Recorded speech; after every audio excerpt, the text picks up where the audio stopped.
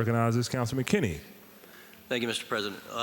As we've all read and seen in the media in the last week, two Philadelphia citizens simply enjoying the streets of our city on a way to get a pizza were descended upon by as many as 15 people.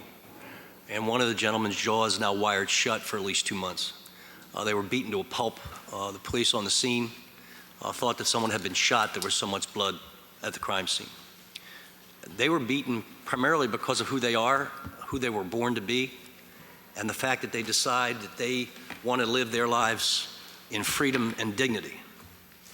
It further understood that, this group of young folks, these 20-somethings, are not Philadelphia residents, but came into our city from the suburbs and ended up pounding two of our citizens in a severe way.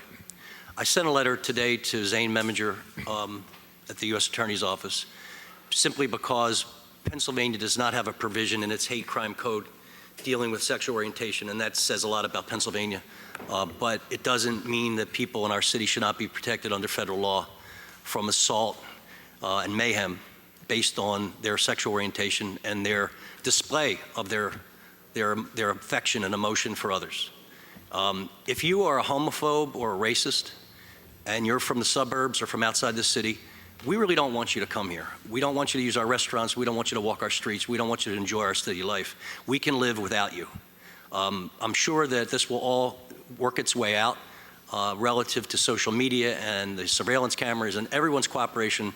The one thing that was very, very heartening about this whole situation was how social media responded, and people retweeted and tweeted and posted on Facebook, and these miscreants were tracked down as a result of that cooperation. So it shows that as Philadelphians, we do care about each other.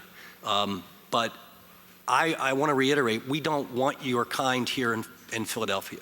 If you have hate in your heart, if you have violence in your fist or your feet, we want you to stay home and deal with your own community in a reckless way. We hope that these two young men, citizens of our city, will recover and not have many psychological issues resulting of it. And we hope that people who are LGBT or any way different than anyone else who thinks about wanting to come and live in this city was rated by the Human Rights HRC as the #1 gay-friendly city in the country, including San Francisco. And we're proud of that. And we want you to come here and live. We welcome you, and we will do our best to protect you. But this incident, again, with much violence in cities and in America today, this stands out as really a totally unnecessary situation. And we will fight to make sure it doesn't happen again. And I've asked the U.S. Attorney's Office to bring, if possible, if necessary, the force of the Federal Hate Crime Act to bear in this if necessary. So I just want to apologize to the two men who were beaten and hope that this kind of thing won't happen again.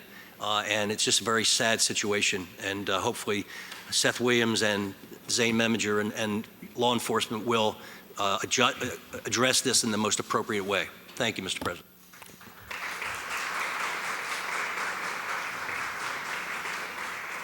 Thank you. Well said, Councilman.